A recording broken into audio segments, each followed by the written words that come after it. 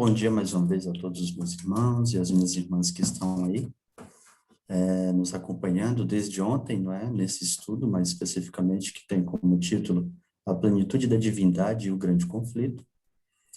Ontem nós estudamos os primeiros ventos, né? Os primeiros ventos de doutrina que sopraram na igreja no primeiro século. E eu queria fazer uma breve recapitulação dos ventos que, infelizmente, causaram problema à igreja no primeiro século e o que os nossos irmãos, na época, nossos irmãos cristãos e os apóstolos tiveram que enfrentar. Nós vimos ontem um grupo que se levantou, um grupo de judaizantes chamados de ebionitas, não é? Eles acreditavam que Jesus era um filho natural de José e de Maria, e que ele foi, de alguma forma, batizado como Filho de Deus por ocasião de seu batismo no Rio Jordão por João Batista. Esse foi um dos movimentos, um dos grupos que se levantou no primeiro século e que a igreja teve que lidar com eles, com esse problema que eles estavam causando, esse problema doutrinário, que diz respeito à divindade de Jesus, e não apenas, eles também queriam conservar alguns dos preceitos cerimoniais que já não tinham mais nenhum valor, aqueles preceitos que consistiam em ordenanças, né, que só tinha valor até a cruz, porque era uma sombra de uma realidade que ainda estava por vir. Quando essa realidade viesse, aquilo que era sombra já não precisava mais ser observado. Então, esses preceitos que estavam em forma de ordenanças, que eram as sombras, encontraram a sua realidade em Jesus. E quando Jesus morreu na cruz, o véu do santuário se rasgou de alto a baixo, indicando que os preceitos que diz respeito às leis cerimoniais não tinham mais nenhum vigor. E os ebionitas, eles quiseram conservar esses preceitos. O apóstolo Paulo teve que lidar com os judaizantes, e a gente encontra isso na sua carta aos Gálatas, né? Que ele até chama, né, e diz, ou melhor dizendo, né, ele adverte os irmãos da Galácia a não crer em outro evangelho, mesmo que um anjo desça do céu com outro evangelho. Eles não estavam autorizados a acreditar, mas que o tal fosse tido como anátema. Um outro grupo que se ramificou dos ebionitas foram os eucasitas. Os eucasitas, diferente dos ebionitas, eles ensinavam que Jesus era pré-existente. Jesus já existia antes de seu nascimento em Belém. Ele já existia na eternidade. Mas lá na eternidade ele foi gerado pelo Pai. Ele teve um começo. Ele foi gerado do seio do coração do Pai. E por isso ele podia, em algum momento, também ser chamado de Deus, mas era um Deus inferior ao Pai, pelo fato de ter tido um início, um começo, lá na eternidade. Também vimos que um dos ventos de doutrina que a igreja teve que enfrentar no primeiro século foram os gnósticos, os pensamentos gnósticos que começaram a surgir no primeiro século. E os gnósticos acreditavam que Deus ele era impessoal, ele era incorpóreo e habitava lá no universo, num lugar chamado Pleroma. E do Pleroma foi emanado éons. Do Pleroma tinha essas emanações dos éons, e esses éons eram deuses menores que emanava desse Deus luz, desse Deus maior, né? E um desses éons caiu do Pleroma, teve contato com a matéria, que era o planeta Terra. Esse éon que teve contato com a matéria se chamava Demiurgo. Ele deu forma a essa matéria que veio a ser conhecido, né, como o planeta Terra. Mas a matéria, para os gnósticos, ela era má. E o Demiurgo que caiu, ele também estava agora mergulhado nas trevas, esse Deus menor.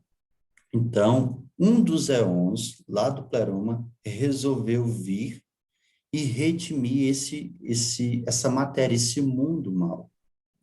E esse éon que veio para os gnósticos era Jesus, que também era uma emanação, era um Deus inferior ao Deus maior.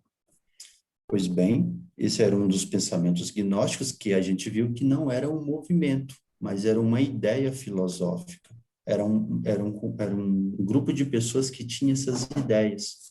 E essas pessoas, elas eram mais constituídas de gentios que se converteram ao cristianismo e que trouxeram com eles essa bagagem filosófica que eles herdaram do helenismo, né, dos gregos. Pois bem, vimos também um outro grupo que se ramificou dos gnósticos, que eram os docetistas. Os docetistas, por sua vez, eles não estavam questionando a respeito da divindade de Jesus. Eles questionavam a humanidade. Porque para os docetistas, Jesus, que era um éon, né, era divino, ele não poderia ter contato com a matéria, porque a matéria era má. A carne era má para os docetistas. Então, Jesus, ele só tinha uma aparência de carne, mas ele não era carne. Porque se ele fosse, ele era um pecador devido ao fato de a matéria, na mente deles, ser má. Então, eles negavam a humanidade de Jesus. Entende? Pronto. E também vimos um outro grupo que Jesus condena na Bíblia, em Apocalipse capítulo 2, quando a gente vê ali a igreja de Éfeso, que é um símbolo da igreja apostólica. Jesus condena uma doutrina ali e ele elogia os irmãos do período da igreja apostólica por condenar essa doutrina também, que era a doutrina dos nicolaítas. Os nicolaítas rebaixavam a graça de Deus, que é uma graça redentora, é uma graça que nos salva do pecado, que nos redime de toda a maldade, de toda a injustiça. Eles rebaixavam essa graça a uma graça libertina, a uma graça barata, onde eles diziam que a gente, ao aceitar Jesus, estava desobrigado de guardar a lei de Deus. Então, nós ouvimos muita gente ensinando isso hoje, nossos irmãos evangélicos, infelizmente, diz que nós somos salvos apenas pela graça, e está certo, nós somos salvos pela graça. Só que o problema é que eles dizem que nós estamos desobrigados de guardar a lei do Senhor, o decálogo divino. E aí é onde se encontra o erro e uma repetição da doutrina que Jesus condenou no passado, que era a doutrina dos nicolaítas. Mas os nicolaítas também negavam uma coisa, eles negavam a divindade de Jesus, como nós encontramos em Judas, no capítulo 1, no versículo 4, você pode ler comigo? Pode abrir sua Bíblia aí em Judas, no capítulo 1. Só temos mesmo um capítulo, não é? No versículo 4,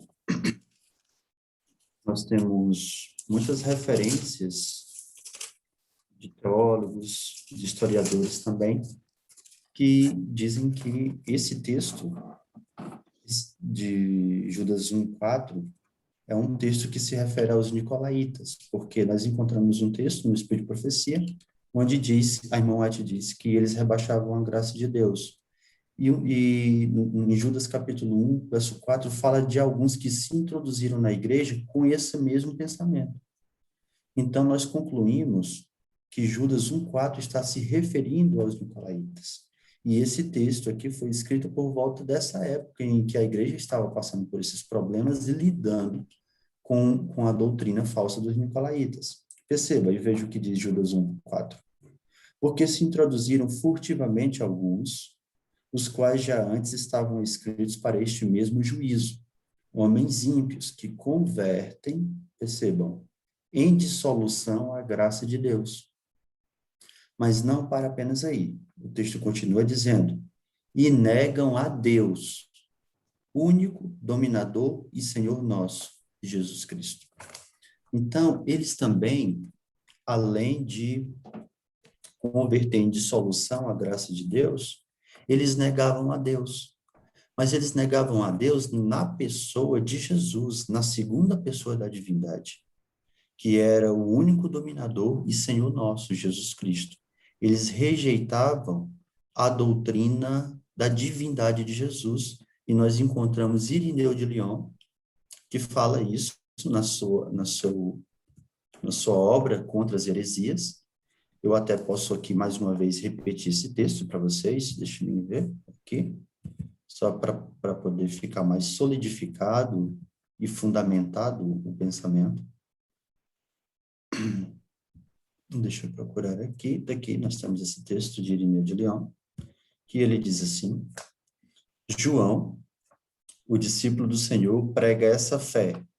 A fé era a divindade de Cristo, né? E busca pela proclamação do evangelho remover o erro que Cerinto vinha disseminado entre os homens e, muito tempo antes, por aqueles denominados nicolaítas, uma seita daquele conhecimento falsamente assim chamado, que pode confundi-los e persuadir que só há um Deus. A declaração de que há apenas um Deus está correta. Só que os nicolaítas diziam que era só uma única pessoa que fazia parte da divindade, o qual criou todas as coisas mediante a sua palavra. Então, assim, não cremos que era apenas uma única pessoa. Nós acreditamos que a divindade é uma, mas ela é composta por três pessoas. Não são três divindades, porque se fosse três divindades, nós também cairíamos num outro erro chamado triteísmo, que é a crença em três deuses distintos. Então, eu queria até dizer para os irmãos, para as irmãs, assim, nunca diga que nós cremos em três deuses, porque isso não é assim. Nós cremos em um Deus, em uma única divindade. Essa única divindade, ela é composta por três pessoas, que é o Pai, o Filho e o Espírito Santo. São pessoas distintas que fazem parte de uma única divindade. É uma única essência divina que os três compartilham. Pois bem, então voltando para o slide, que eu já estava para começar, eu acho que já deu para entender, né, o que a gente falou ontem, na recapitulação que eu dei agora. Só que tem uma coisa que eu esqueci de falar ontem, porque eu estava mostrando para vocês os ventos de doutrina que sopraram na igreja no primeiro século, e eu estava dizendo o que eles ensinavam, o que eles acreditavam, o que esses movimentos que se levantaram estavam pregando e ensinando, porque eles estavam, como a gente leu, cansados das tão repetidas verdades e estavam em busca de uma coisa nova. Mas uma coisa que eu esqueci de dizer foi, e os apóstolos acreditavam no quê? Qual era o pensamento da Igreja Apostólica? Eu gosto muito de um texto que está em 1 João, no capítulo 5, versículo 7, que resume qual era o pensamento dos apóstolos a respeito da divindade triuna. A questão é que esse texto que eu vou ler agora na Bíblia, 1 João, capítulo 5, versículo 7, é um texto que muitas pessoas colocam em causa. Eles dizem que não está nos textos originais. E quem é que diz isso? É os movimentos antitrinitarianos e muitos irmãos adventistas também dizem isso. Muitos teólogos adventistas. Porque é o seguinte, existe uma guerra no meio do cristianismo sobre duas versões da Bíblia. E a história das duas versões. Uma veio de Alexandria e outra veio de Antioquia. Uma é conhecida mais no nosso tempo como o texto crítico e o outro é conhecido como textos receptos. Quem tem a Bíblia João Ferreira de Almeida atualizada, eu quero dizer para você o seguinte, a sua Bíblia, que é de João Ferreira de Almeida atualizada, ela é um texto, é uma Bíblia, que faz mais jus ao texto crítico de Alexandria. Quem tem a Bíblia King James em português, eu falo a Bíblia King James de 1611, ou quem tem a Bíblia João Ferreira de Almeida corrigida fiel, essas duas versões em português, que eu creio ser as melhores, elas são da família do texto recepto. E na família do texto recepto, tem o texto de 1 João 5,7. Na família das Bíblias de Alexandria, não tem o texto de 1 João 5,7.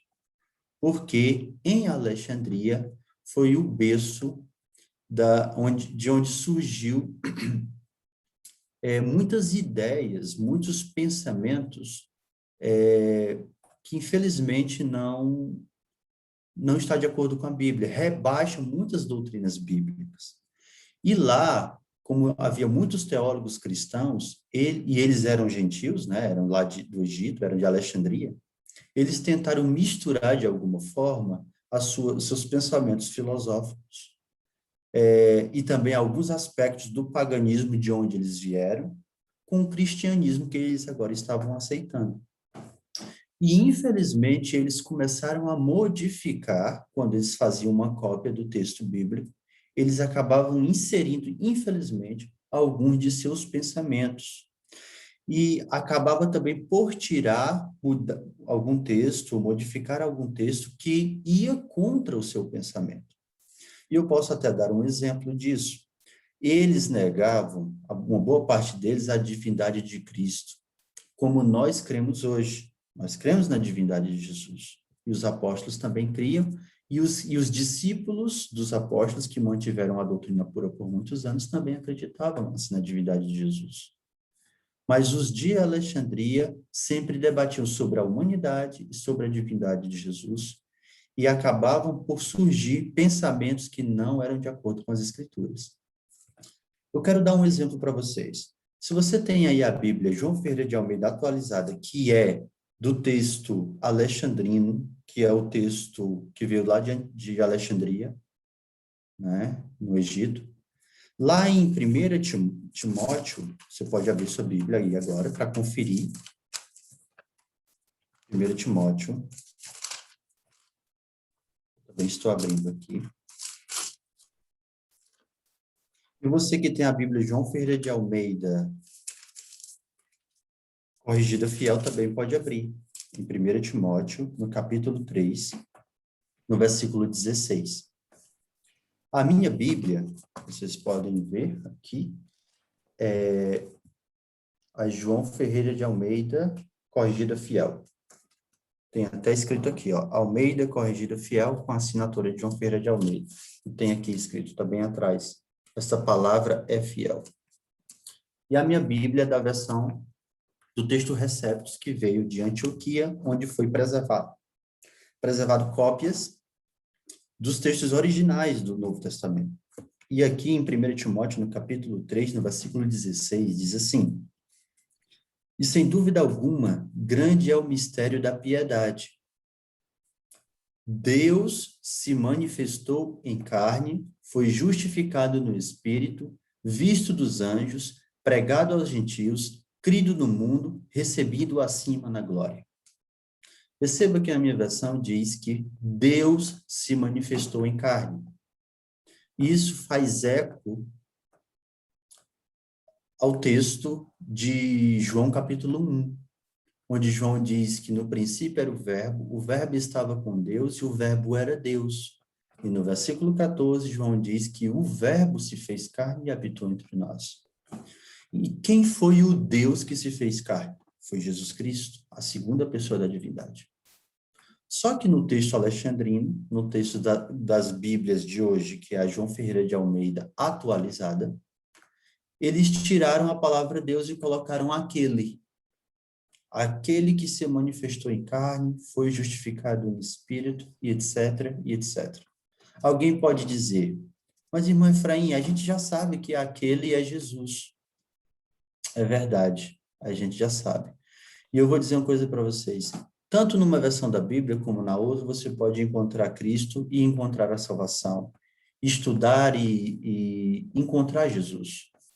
Mas no texto, que é mais fiel aos originais, você entende mais a respeito de Jesus. Entende a sua divindade, sua humanidade e a sua missão. Entende? Então, assim, eu aconselho os irmãos a adquirir a Bíblia Almeida Corrigida Fiel ou a Bíblia King James de 1611, porque faz jus ao texto de Antioquia, que era onde tinha cópias originais dos textos do Novo Testamento. Outro exemplo, você conhece um texto na Bíblia onde o apóstolo Paulo fala que ele esmurra o seu corpo para reduzir a servidão, para que ele, pregando aos homens, ele mesmo não venha ser reprovado. Da onde é que a gente, da onde que vem essa ideia de esmurrar o corpo, de se flagelar à servidão? A gente vê isso no catecismo, ou melhor, no catecismo e no catolicismo, por assim dizer. Isso é uma doutrina católica, a doutrina das penitências. Então, isso não é bíblico. Mas nós encontramos esse texto de esmurro meu corpo no texto alexandrino. Já no texto de Antioquia, lá tem um texto que diz, o mesmo texto diz, eu reduzo, eu subjugo o meu corpo à servidão, para que pregando aos outros eu mesmo não venha ser reprovado. Entende? Então, assim, para estudarmos a divindade de Cristo e do Espírito Santo, que nós ainda vamos entrar nisso, é necessário que a gente venha ter o texto bíblico que nos ajude a compreender, um texto bíblico que seja mais fiel aos originais. O que os apóstolos acreditavam a respeito da divindade? Vamos lá para o texto de 1 João 5,7, que infelizmente não está nas versões de Alexandria, e pode até estar na sua versão atualizada, mas deve estar ali entre colchetes, se eu não me engano. Mas na minha versão não está. E diz assim, 1 João capítulo 5, versículo 7. Você pode abrir sua Bíblia, e diz assim a palavra de Deus. Porque 3 são os que testificam no céu. Quantos são os que testificam no céu? 3. E diz assim, quem são? O Pai, a Palavra e o Espírito Santo, e termina dizendo, estes 3 são um. Então, assim, essa carta de João, ela foi escrita já no final do primeiro século. Era exatamente quando estava no auge os ventos de doutrinas que negavam a humanidade de Jesus e a sua divindade. Então, João, ele escreve dizendo que 3 são os que testificam no céu. É o Pai, a Palavra, que é o Verbo, né, Jesus, e o Espírito Santo. E esses 3 são um. Os irmãos entendem? Então, assim, nessas doutrinas que eu falei para vocês que tinha no primeiro século, nós vimos 5 movimentos: ebionitas, eucasitas, gnósticos, docetistas e nicolaítas. Talvez houvesse mais alguma, mas eu quis pontuar essas 5. Mas no meio desses 5 doutrinas, ou 5 ventos de doutrinas distintos, tinha a doutrina pura, tinha a doutrina verdadeira a respeito da divindade triuna, que a doutrina pura dizia o seguinte: nós cremos que há 3 que testificam no céu, o Pai, a Palavra e o Espírito Santo, e esses 3 são um. Ok? Pronto. Esses são os fundamentos que eu queria colocar agora, para que a gente possa analisar os ventos que sopraram, agora não no primeiro século, mas no segundo, no terceiro e no quarto século. Vou tentar aqui fazer o mais rápido que eu posso, tá bom? Porque eu também não quero ocupar muito tempo dos irmãos. Vamos ver os ventos que foram aparecendo, os ventos de doutrina no segundo, terceiro e quarto século, e vamos ver o Concílio de Nicéia. Porque muitos dos dissidentes adventistas que negam a divindade triuna, eles dizem que a Igreja Adventista do Sétimo Dia se apostatou porque crê na Trindade Católica. E eles dizem que a Trindade Católica, o conceito trinitariano católico, ele surgiu no Concílio de Nicéia no ano 325. E é verdade, teve um concílio de Nicéia, na cidade de Nicéia no ano 325. Mas a questão é, nós, adventistas do sétimo dia, acreditamos no credo niceno, no credo católico de Nicéia? Ou o nosso conceito da divindade é diferente? Esse aqui é o ponto. Quem está mais perto de Babilônia? Somos nós, adventistas do sétimo dia, ou são os que se retiraram de nós, acusando a igreja de Babilônia? Porque eu quero adiantar uma coisa para vocês.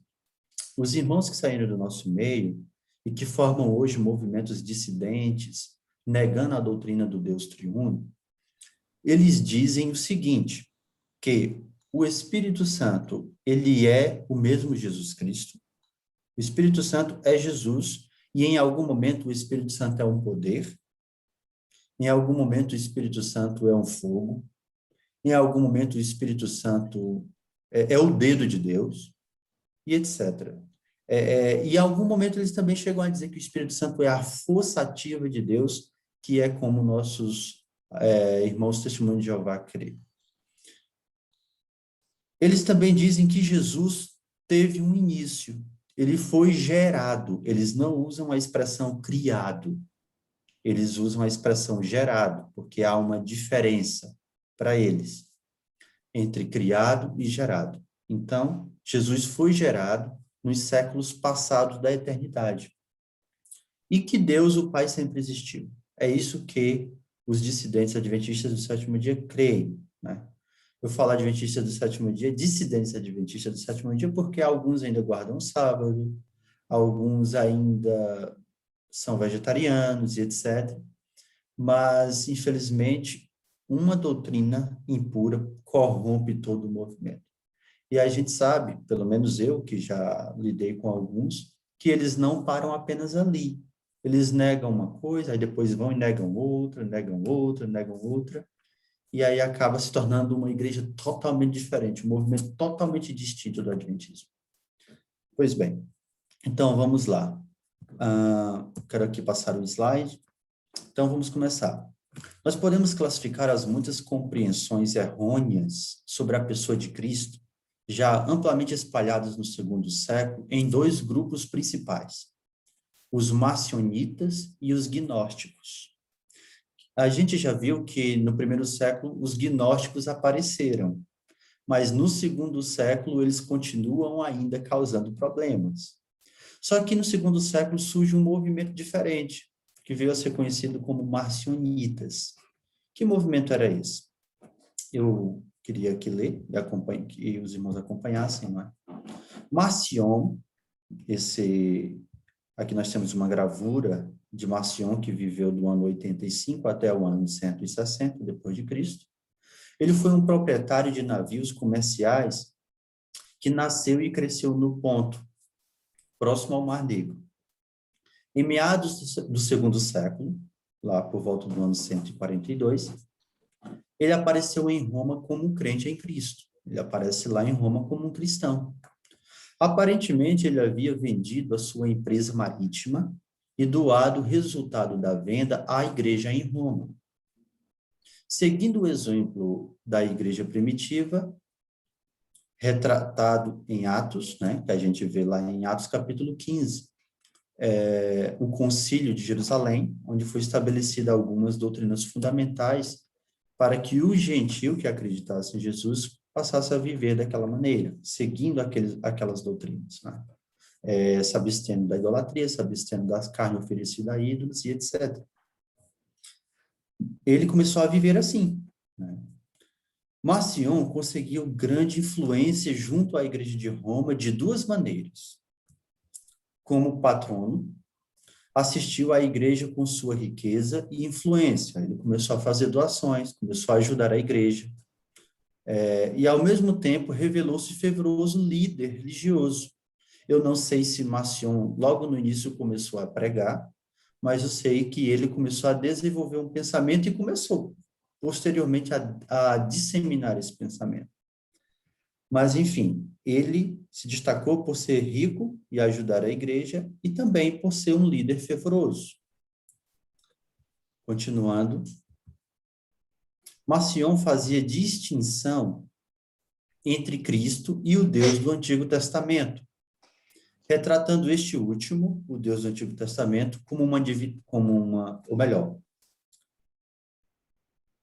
Marcion fazia distinção entre Cristo e o Deus do Antigo Testamento, retratando este último como uma divindade justa, mas incompetente. O Deus do Antigo Testamento era justo, mas incompetente na visão de Marcion, que atuara como criador do mundo físico, mau. Marcion sugeria que este Deus doador da lei, o Deus de crua justiça, que exigia olho por olho e dente por dente, era incapaz de oferecer amor, ou graça, ou salvação. Cristo, por outro lado, representava uma divindade muito mais elevada. Marcion retratava Cristo como Deus de amor e graça, capaz de perdoar e oferecer a salvação.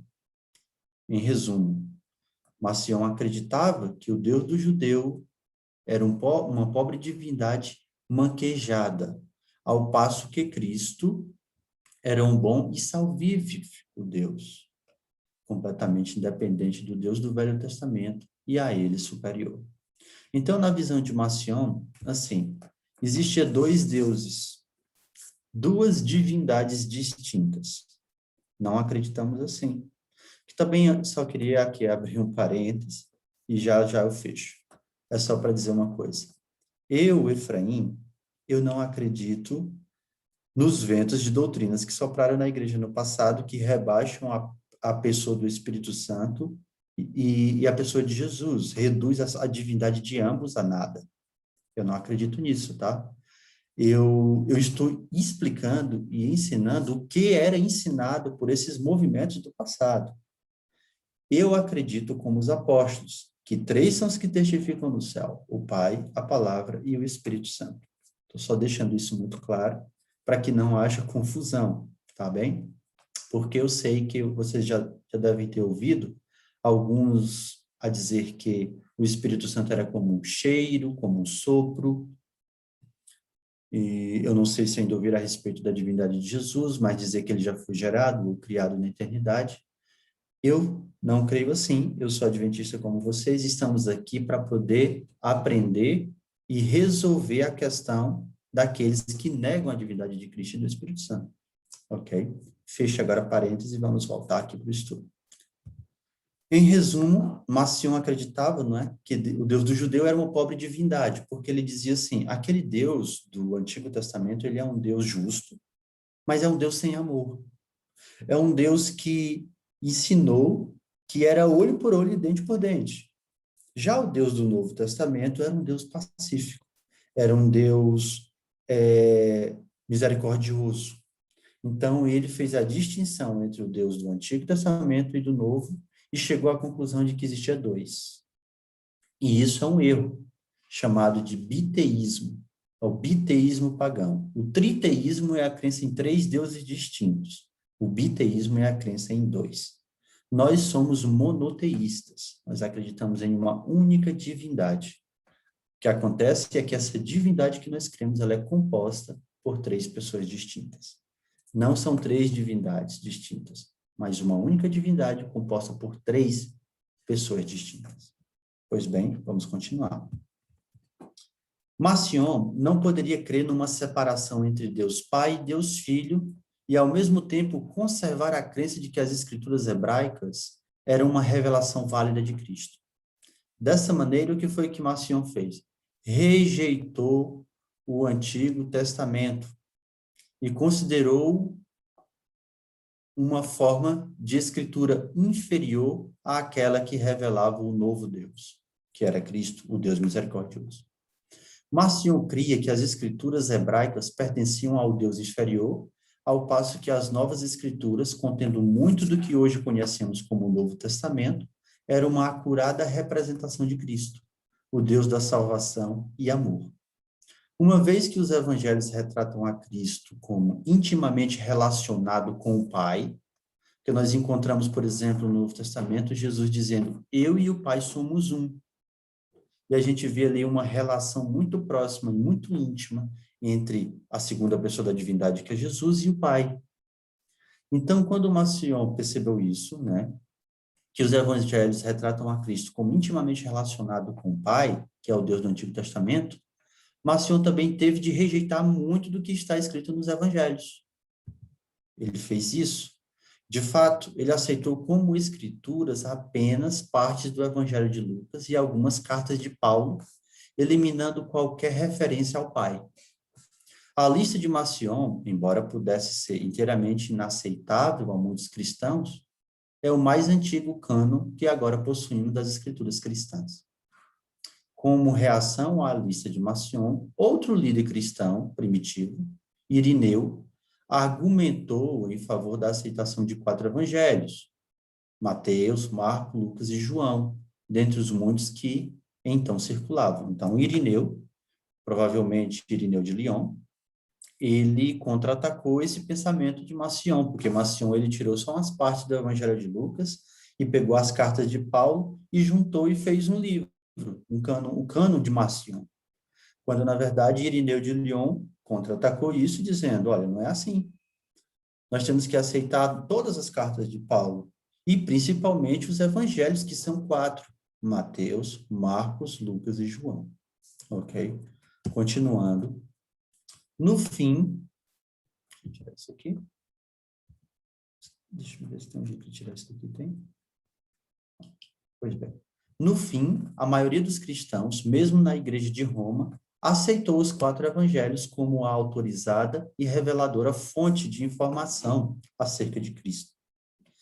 Aqui nós temos uma outra gravura de Marcion, né, que viveu de 85 ao ano 160, e está aqui ele abrindo o cânon, que ficou conhecido como o cânon de Marcion, porque era só parte do Evangelho de Lucas e algumas cartas do apóstolo Paulo. Mas a própria igreja cristã reconheceu que para termos uma informação completa a respeito de Cristo, nós temos que crer e usar os 4 evangelhos, Mateus, Marcos, Lucas e João. Assim, os crentes rejeitaram os pontos de vista de Marcion sobre Cristo e seu limitado cânon escriturístico. Devolveram o dinheiro do mercador como sendo inaceitável. O desafio por ele representado ajudou a estimular as decisões quanto aos escritos que a comunidade cristã deveria considerar como escritura inspirada. Os ensinos de Marcion também estimularam muita reflexão sobre como formular um ponto de vista acerca de Jesus Cristo, capaz de cobrir tudo o que os documentos inspirados revelavam a seu respeito. Então, olha, isso me lembra de uma declaração do Espírito de Profecia, quando a serva do Senhor fala que tem um lado bom quando sopra um vento de doutrina na igreja. É porque faz com que os membros da igreja vá para as escrituras, vão pesquisar, vão investigar. E os pontos de vista de Marcion fez com que os irmãos da igreja do 2º século fossem para as escrituras e fossem investigar, fossem orar, fossem ter uma comunhão e em oração para entender qual era a vontade de Deus e o que eles deveriam aceitar como escritura. Então, isso ajudou eles a fundamentar a crença nos 4 evangelhos. Pois bem, continuando. Pronto, os gnósticos, como a gente já viu, né, eles apareceram no 1º século, mas continuaram causando problema no 2º século. Era o grande desafio à compreensão cristã de Jesus Cristo. Não, outro grande desafio à compreensão cristã de Jesus Cristo proveio dos muitos diferentes grupos gnósticos, de dentro e em torno do judaísmo e do cristianismo durante o 2º século. Então, como a gente já viu ontem, e hoje também na recapitulação, nós podemos definir o gnosticismo como uma filosofia religiosa que acreditava num Deus último vivendo no mais elevado dos céus e cujas emanações eram deuses menores vivendo em céus inferiores. Não vou aqui me demorar explicando de novo a respeito dos gnósticos, mas ali no 2º século, o principal promulgador da doutrina gnóstica foi Valentim, que é conhecido como o grande mestre gnóstico, que viveu ali do ano 100 até o ano 160 depois de Cristo. Pronto, isso aqui é muito importante os irmãos perceber esse vento de doutrina que sobrou também no 2º século. Porque quando a gente chegar na Igreja Adventista do Sétimo Dia, quando durante os nossos estudos a gente estudar sobre como se desenvolveu o pensamento do Deus Trino na Igreja Adventista do Sétimo Dia, nós vamos nos deparar com alguns textos dos pioneiros da nossa igreja. E eles rejeitam lá uma trindade em seus textos. Mas a questão é, qual é o conceito trinitariano que os pioneiros rejeitavam? Inclusive é um subtítulo de um dos nossos estudos que vamos ter mais à frente.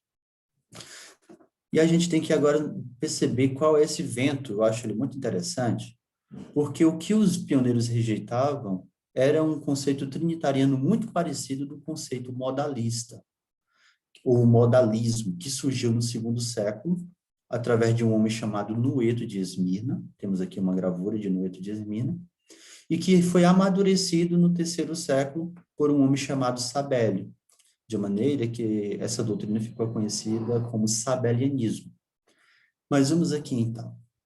Ainda no segundo século, nós encontramos já uma outra tendência teológica denominada modalismo, que, tentando proteger e salvar a ideia de que Deus é um, sempre foi essa a ideia, irmãos.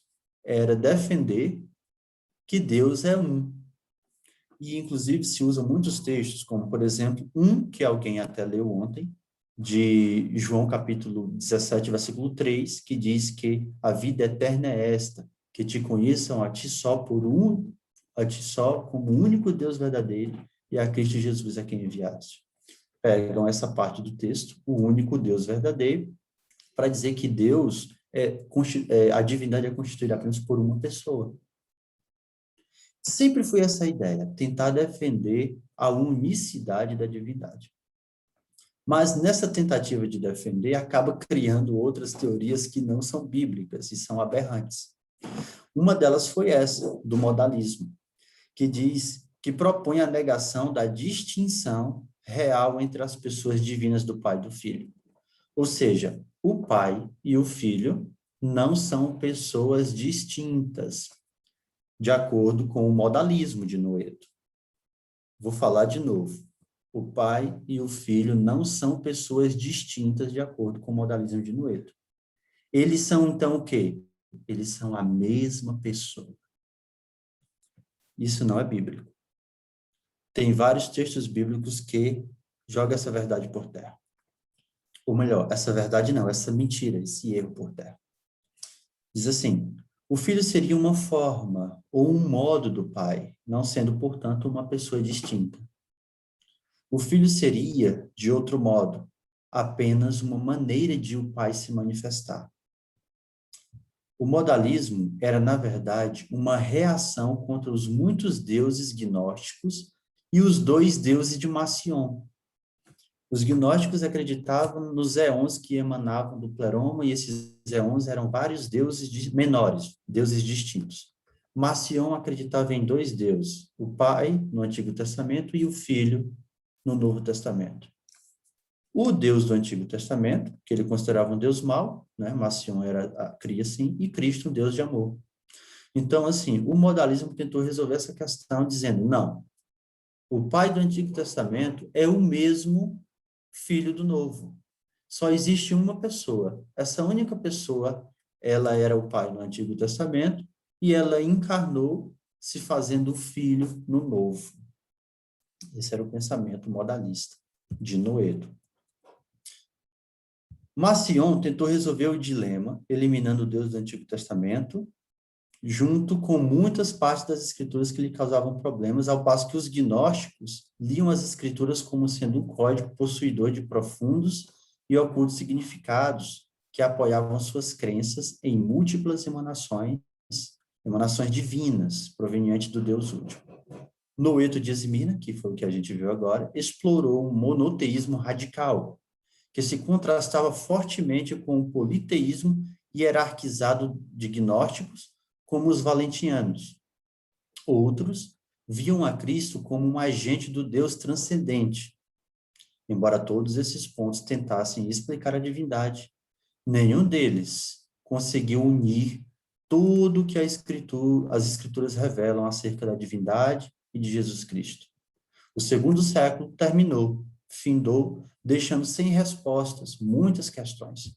Então, já vimos aqui os ventos de doutrinas que sopraram no segundo século, que são, até anotei aqui, os macionitas, os gnósticos e o modalismo de Noeto. Os macionistas acreditavam que existiam dois deuses, os gnósticos acreditavam que existiam vários deuses que emanavam do Deus último, e o modalismo de Noeto acreditava que o Pai, no Antigo Testamento, era um, e esse mesmo um se fez Jesus no Novo Testamento, apenas só modificou a forma, por isso que é modalismo. Ele era pai e foi modificado e se tornou filho.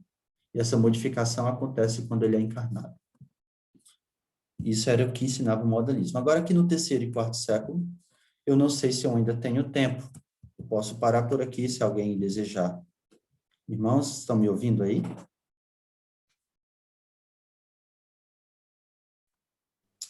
Estamos ouvindo, sim. Estamos sim, Efraim.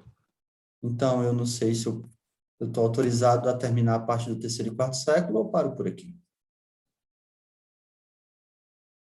Por mim, pode continuar. Pode continuar, Efraim. Tenho medo de estar cansando os irmãos, porque são muitas informações históricas. Isso daqui, irmãos, é muito importante. Eu sei que alguns estão ansiosos para a gente estudar sobre a questão do Espírito Santo, aprofundar mais isso, e também a questão da divindade de Jesus. Mas tendo isso aqui como fundamento, fundamento histórico, e os ventos de doutrina que já sopraram no passado, vocês vão entender melhor quando a gente for estudar os ventos de doutrina que sopram no presente. Vocês vão ver o paralelismo que há. Então, assim, posso continuar, não é? Sim, pode continuar. Fica à Tá bem. vontade. Tudo bem, então. Então, agora já vai entrar o Espírito Santo, aqui no terceiro e quarto século, ok? Então, vamos aqui. No terceiro século, né, nós agora já estamos no terceiro, há uma retomada do pensamento modalista, como eu falei agora há pouco, por um teólogo chamado Sabélio. O modalismo de Noeto dizia que Deus era apenas um e ele era o Pai no Antigo Testamento e o Filho no Novo. Já Sabélio, ele estendeu mais o pensamento. Ele disse que o Pai era um, repetindo ainda o pensamento de Noeto, que ele era o Pai no Antigo Testamento, o Filho no Novo e o Espírito Santo depois do Pentecostes. Então, o Pai se manifestou de três formas diferentes. O Deus único se manifestou de três formas diferentes.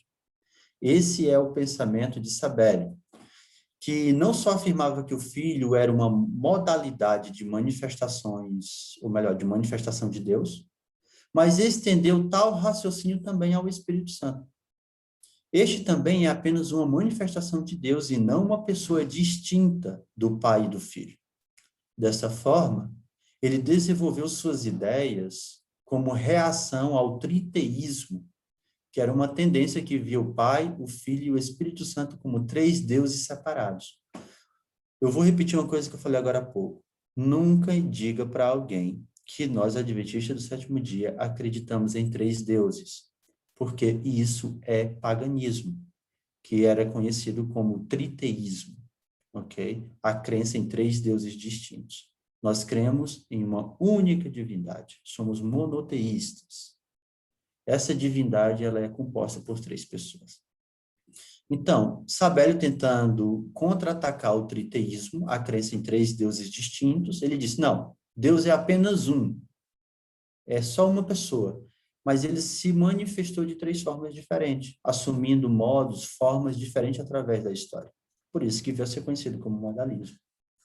Ele também argumentou que, uma vez que existia somente um Deus retratado nas Escrituras sob três formas diferentes, então os três devem ser consecutivos. Ou seja, primeiro é o Pai, depois o Filho, depois o Espírito Santo. Em outras palavras, Sabélio sugeriu que o Pai, Filho e Espírito Santo eram três modos diferentes do mesmo Deus em épocas diferentes. Segundo seu ponto de vista, Deus se revelou como Pai durante o Velho Concerto, como Filho durante sua vida na Terra e como Espírito Santo no período da Igreja. Mas todos eram uma só pessoa. Guarda esse conceito, porque a gente vai ver os pioneiros da Igreja Adventista do Sétimo Dia rejeitando uma trindade. Eu já vou deixar a questão no ar. Qual era a trindade que eles rejeitavam? Qual era o conceito trinitariano que eles rejeitavam? É o conceito que nós cremos hoje, e que está no Nicho Cremos e no Manual da Igreja, ou era algum outro conceito? Fica essas questões aí para os irmãos pesquisarem. Talvez quando a gente estudar sobre o assunto, os irmãos já estejam por dentro. Vamos ainda no terceiro século. Orígenes, que viveu do ano 185 até 254 depois de Cristo. Ele era um teólogo, adivinha de onde? De Alexandria. Irmãos, olha, eu quero dizer uma coisa para vocês. Vocês lembram daquele texto de que quando alguns dos discípulos de Cristo foram chamar Natanael e disseram, olha, vem e veja, nós encontramos aquele de quem Moisés falava, de quem os profetas também profetizaram. o Messias, Jesus, e etc. E Natanael perguntou, pode vir? E de onde ele é? Aí eles disseram, é de Nazaré. E Natanael pegou e eu lembro que ele diz, e pode vir alguma coisa boa de Nazaré? Irmãos, olha, eu pego esse mesmo texto, mas agora para falar de Alexandria. Mas só que no caso de Natanael, tinha uma coisa boa que veio de Nazaré, sim, o Messias, o Salvador. Nesse caso aqui, é muito, mas muito raro vir alguma coisa boa de Alexandria. De Alexandria, quase tudo, teologicamente falando, é corrompido, misturado com filosofia pagã. E Orígenes, que era um teólogo de Alexandria, e inclusive ele é muito respeitado pelos teólogos atualmente, ele foi que propôs pela primeira vez, no terceiro século, a teoria da geração eterna. E o que dizia essa teoria? Ela era uma teoria segundo a qual somente o Pai é Deus no mais alto sentido. O Filho é coeterno com o Pai, mas é Deus apenas em sentido que derivado. Ou seja, Jesus ele sempre existiu com o Pai, mas não como uma pessoa distinta. Ele existia no Pai. Como é que a gente entende isso, irmão Efraim? Eu não sei.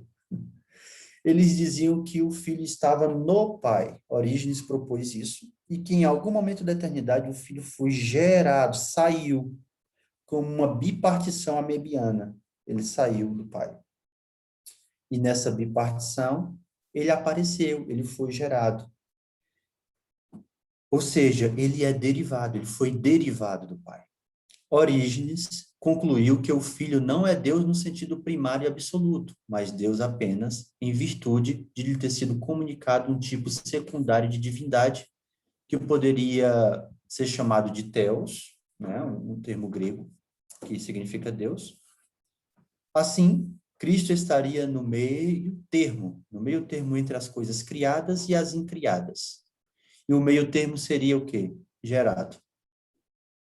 Ok? Continuando. Quem foi que amadureceu isso? Mas agora já no 4º século. Um presbítero, adivinha de onde? De Alexandria. Viveu do ano 256 até o ano 336. O nome dele é Ário. E os que creem nos seus pensamentos a respeito da divindade de Jesus ficaram conhecidos como arianos, né? E o pensamento, a ideia é o arianismo. Diz assim, no início do 4º século, Ário, um presbítero da igreja de Alexandria, ele adotou a teoria que foi proposta por Orígenes, que até então era uma teoria que Orígenes propôs, a teoria da geração eterna. Só que Ário, ele pegou essa teoria e modificou. Ele estudou, aprofundou, segundo ele, que na minha opinião ele não aprofundou para a verdade, mas mais para o erro. Ele dizia o seguinte, né? Ele dizia que Jesus não foi gerado, mas foi criado.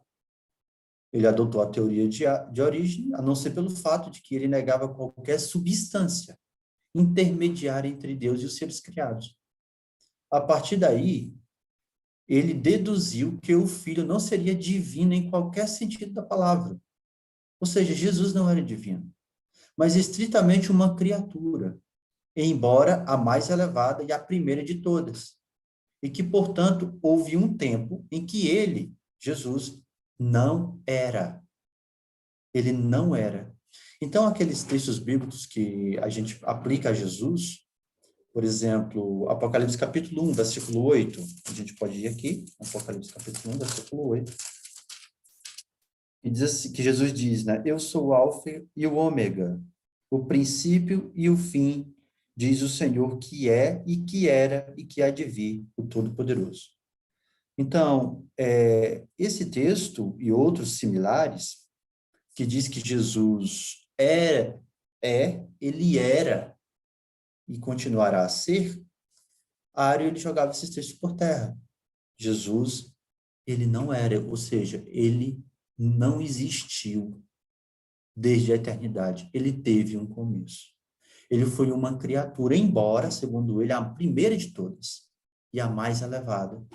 E para defender isso, ele também usou um texto de Apocalipse 3, versículo 14, que diz assim: e ao anjo da igreja de Laodiceia escreve: isto diz o Amém, a testemunha fiel e verdadeira, o princípio da criação de Deus. Então, ele usava esse texto. Também um outro que nós encontramos em Colossenses, que fala que Jesus é o primogênito de toda a criação, para dizer que Jesus foi o primeiro a ser criado. Lá nas eras passadas da eternidade, antes de criar os anjos, Jeová, o Deus Todo-Poderoso, criou Jesus. Para ensinava que há apenas um ser a quem pode ser atribuída uma existência atemporal. O Pai. Né? Ele cria que o Pai criou o Filho do nada. Se o Filho foi criado do nada, então o Filho não possuía a substância divina do Pai. Já o semi-arianismo, que a gente vai ver mais na frente, eles dizem que o Pai não criou Jesus do nada, mas, como Orígenes ensinava, Jesus foi gerado, saiu do Pai. E ao sair do Pai, Jesus levou com ele a substância divina de Jeová, a substância divina do Pai. E por isso ele também pode ser Deus divino. Mas para Ário, não.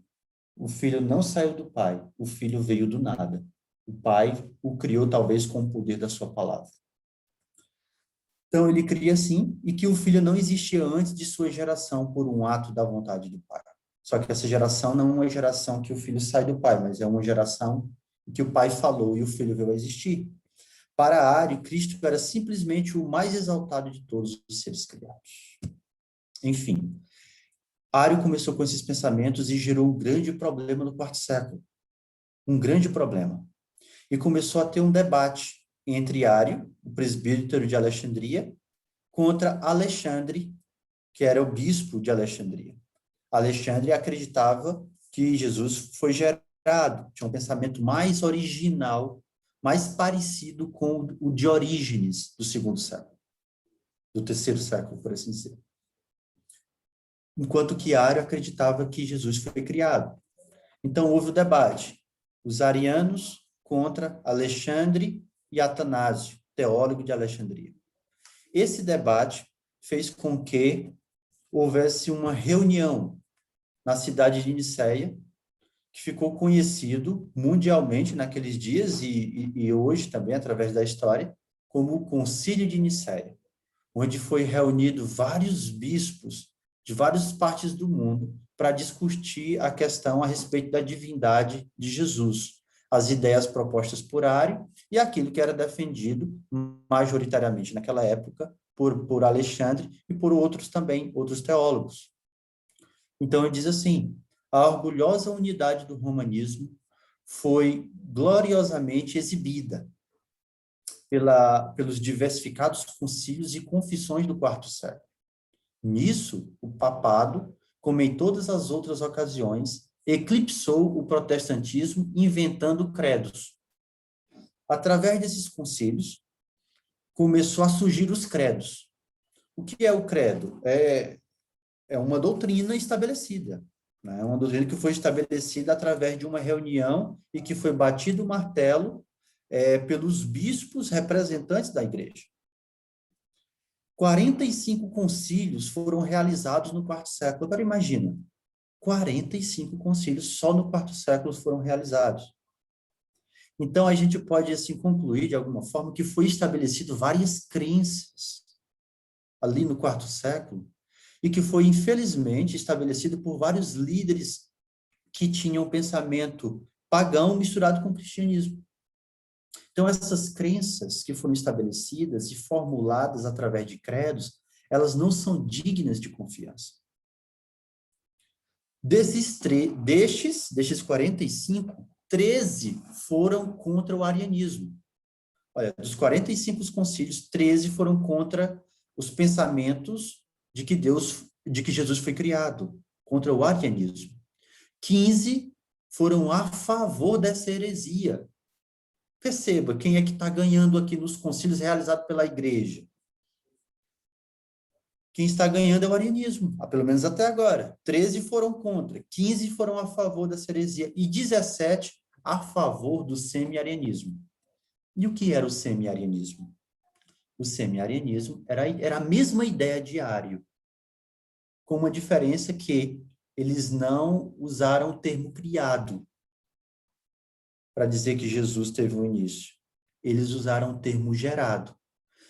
Com o termo gerado, eles podiam afirmar as duas coisas: que Jesus teve um início e que Jesus era Deus. Mas como assim? Como é que eles podiam afirmar as duas coisas ao mesmo tempo? Gerado, para eles, como eu disse anteriormente, significava que ele, Jesus, saiu do Pai. E se ele saiu do Pai, ele levou com ele a essência, a substância divina. Então, ele podia ser Deus na mentalidade semi-ariana. Então, ele era Deus por ter saído do Pai e, ao mesmo tempo, teve um início, porque teve um momento da eternidade em que ele apareceu. Só que não do nada, mas por geração.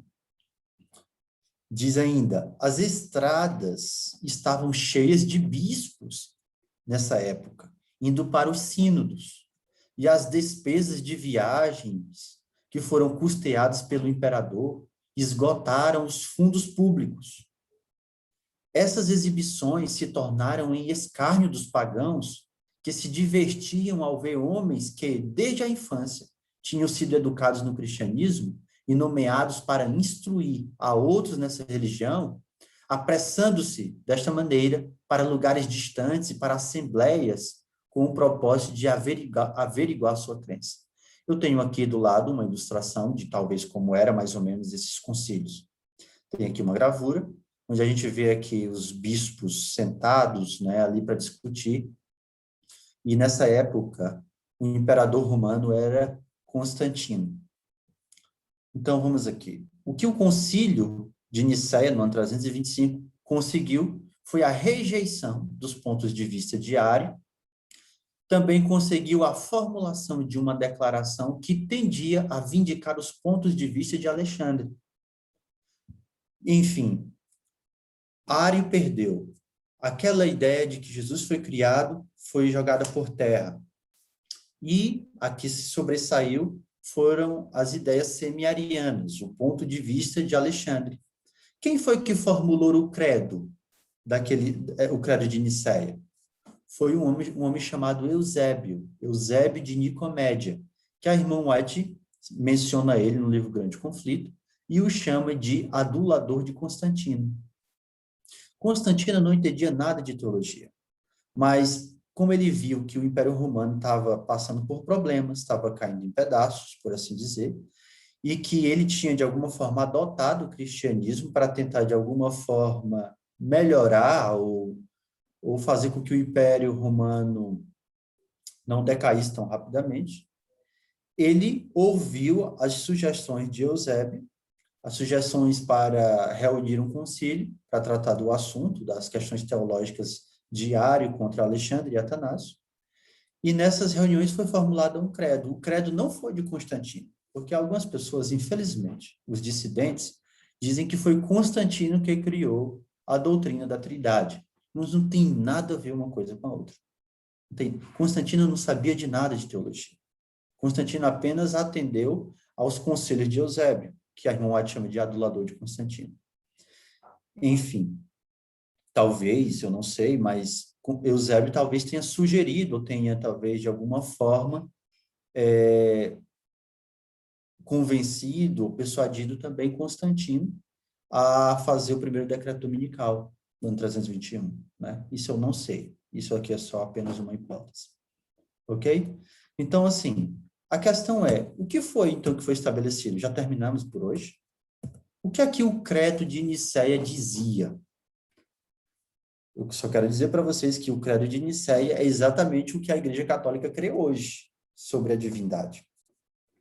Eu não vou falar isso hoje. Vai ser no nosso próximo estudo. O nosso próximo estudo tem como título, eu até coloquei aqui, olha como eu acho, é o que eu mais gosto. Quer dizer, é um dos que eu mais gosto. É o Concílio de Nicéia e os Valdenses. Nós vamos, então, estudar, eu não sei quando, se é amanhã não, amanhã é sábado, eu não sei, eu estou à disposição dos irmãos, quando os irmãos desejarem, mas a gente vai começar de onde paramos. Paramos no Concílio de Nicéia, no ano 325, e vamos ver, através da história, que foi formulado um credo que não era de acordo com a Bíblia, e que um grupo que queria conservar os ensinos apostólicos, inclusive a doutrina pura a respeito da divindade, que dizia que cremos que há três que testificam no céu, o Pai, a Palavra e o Espírito Santo, esses três são um. Um grupo que quis conservar essa verdade teve que se separar da igreja no quarto século, da igreja que agora se apostatou.